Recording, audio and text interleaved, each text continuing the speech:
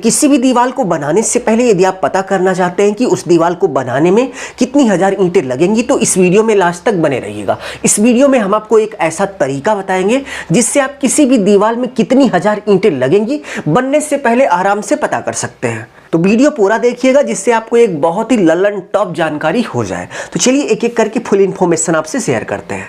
तो आज का हमारा टॉपिक है how many brick require in wall, यानी कि दीवार में कितनी हजार ईंटें लगेंगी। इसका कैलकुलेशन हम आप या फिर कोई भी कैसे कर सकता है। तो सबसे पहले आपको वॉल का साइज पता होना चाहिए, यानी कि दीवार आप कितने बाई कितने का बना रहे हैं उसकी लेंथ और ब्रेथ हमें पता होनी चाहिए। तो यहाँ पर हम एग्जाम्पल के लिए मानते हैं कि भाई हमारे दीवार की जो लंबाई है वो 10 फीट है और जो ऊंचाई है वो भी 10 फीट है और इसके साथ साथ जो मोटाई है वो 9 इंच है। तो दीवार की लंबाई, ऊंचाई और मोटाई पता होने के बाद इस वैल्यू में जितनी भी इंच की वैल्यू है उसको आपको फीट में कन्वर्ट कर लेना है। तो इस वैल्यू में आप देख सकते हैं कि ये 9 जो है ये इंच में है, तो इसको आप फीट में कन्वर्ट कर लेना है।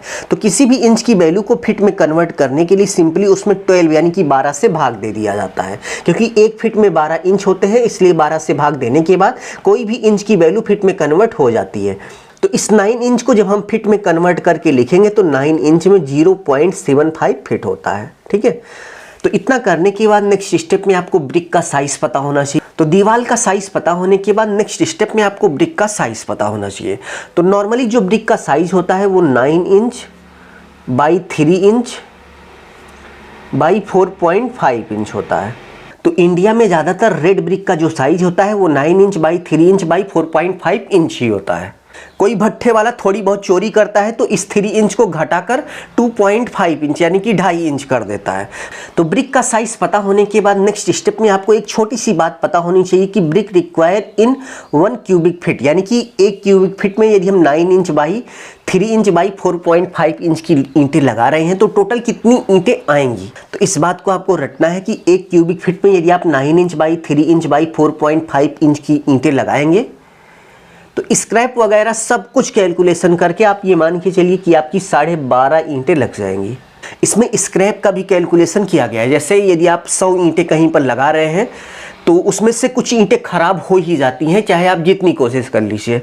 तो इसमें उसका भी कैलकुलेशन यानी कि स्क्रैप ईंटों का भी कैलकुलेशन किया गया है। तो आप ओवरऑल आप ये मान के चलिए कि 1 क्यूबिक फीट में टोटल 12.5 ईंटें लगती हैं यदि ब्रिक का जो साइज है वो 9 inch by 3 inch by 4.5 inch है।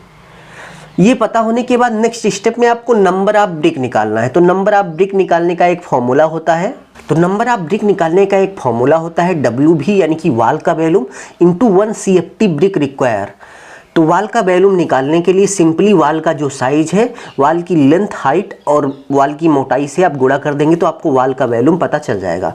तो यहाँ पर जो वॉल का साइज है वो 10 feet by 10 feet into 9 inch को हमने फीट में कन्वर्ट किया था तो 0.75 फीट आया था।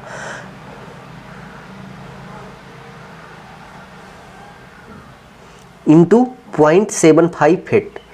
तो गुणा करने के बाद आप देख सकते हैं कि 75 क्यूबिक फीट आ गया, यानी कि वॉल का जो वॉल्यूम है वो 75 हो गया इंटू 1 CFT ब्रिक रिक्वायर, यानी कि 1 क्यूबिक फीट में टोटल कितनी ब्रिक लग रही हैं। तो यहाँ पर हमने आपको पहले ही बता दिया था कि भाई यदि आप 9 inch by 3 inch by 4.5 inch की ब्रिक लगाएंगे तो 1 CFT में लगभग 12.5 यानी कि 12.5 ईंटें लग जाएंगी। तो 12.5 से आपको गुणा कर देना है।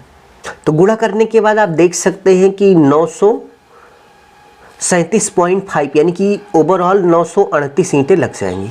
तो इसी मेथड को फॉलो करते हुए आप बहुत ही आराम से निकाल सकते हैं कि किसी भी दीवार को बनाने से पहले उसमें कितनी ईंटें लगेंगी। बस आपको सिंपली यही याद रखना है कि 1 क्यूबिक फीट में 12.5 ईंटें लगती हैं। तो दीवार का आप वॉल्यूम निकाल कर बस 12.5 से गुणा कर दीजिएगा तो आपको पता चल जाएगा कि टोटल दीवार को बनाने में कितनी 100 की या फिर कितनी हजार ईंटें लगेंगी।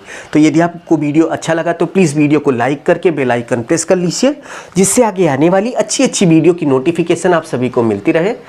अभी के लिए बस इतना ही। अपना ख्याल रखिए और अपने मम्मी पापा का अपने से भी ज़्यादा ख्याल रखिए।